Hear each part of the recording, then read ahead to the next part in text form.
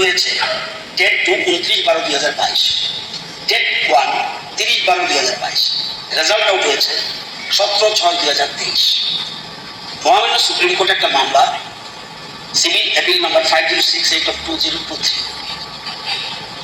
মহামান্য supreme court 10/8/2023 তারিখে একটা মামলার রায় আদেশ দেন যে আন্ডার গ্রাজুয়েট টিচার ইউজিটি পদে নিযুক্ত পাওয়ার জন্য টিচার এলিজিবিলিটি টেস্ট পেপার 1 পরীক্ষায় বসার ক্ষেত্রে শুধুমাত্র ডিএলএড ডিগ্রি প্রার্থী আবেদন করতে পারবে। এই ক্ষেত্রে বিএড ডিগ্রি গ্রহণযোগ্য হবে না। যখন এই রায় বেরোলো তখন এই রায়ের ব্যাপারে আমাদের সবাইকে দিতে চেয়েছিলেন মতামত জানানোর জন্য দপ্তর থেকে এনসিটি একটা চিঠি তাকে চিঠি পাঠানো হয়েছে।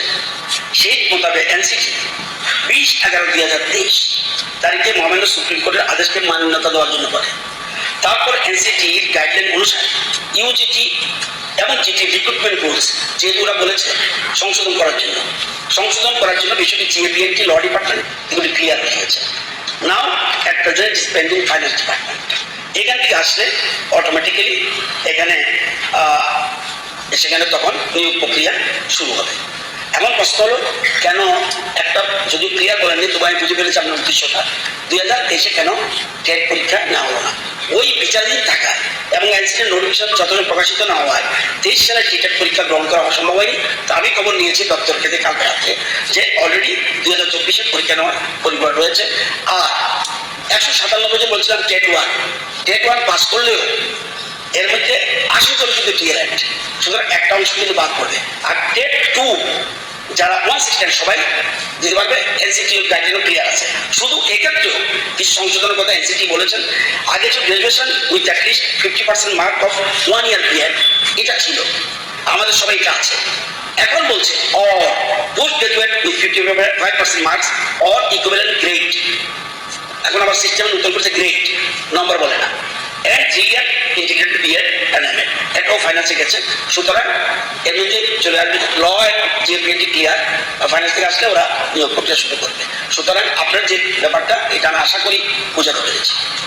আমি বলছি রতনবাবুকে এই 363 জনকে আপনি 63 জন কবে অ্যাপয়েন্টমেন্ট দেবেন?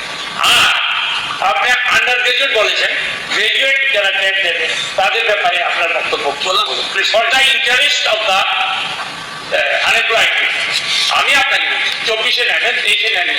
23-এ আন্ডার গ্রাজুয়েটদের ব্যাপারে হাইকোর্ট বলে, সুপ্রিম কোর্ট বলেছে, গ্রাজুয়েটদের ব্যাপারে বলেছে। আপনি বলেছে কিনা? আপনি যে স্টেটমেন্ট দিয়েছেন, একজন মন্ত্রী বলেছেন ডিপার্টমেন্টে পাঠাবেন।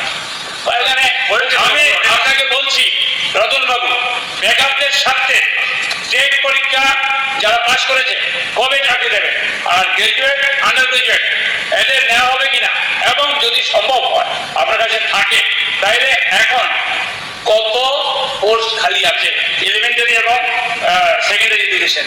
আপনি তো মোটামুটি সিস্টেম করে এসেছেন। আপনি যেটা জানতে চেয়েছেন মাননীয় সদস্য গোপাল বাবু, যে ডিপার্টমেন্ট তারা রেডি আছে ভ্যাকেন্ট পোস্ট, যেহেতু আমার কাছে প্রশ্ন, তবুও আপনি চেয়েছেন, আপনার দায়বদ্ধতা আছে। ইউজিটি 1775 ভ্যাকেন্ট, জিটি 1721 ভ্যাকেন্ট।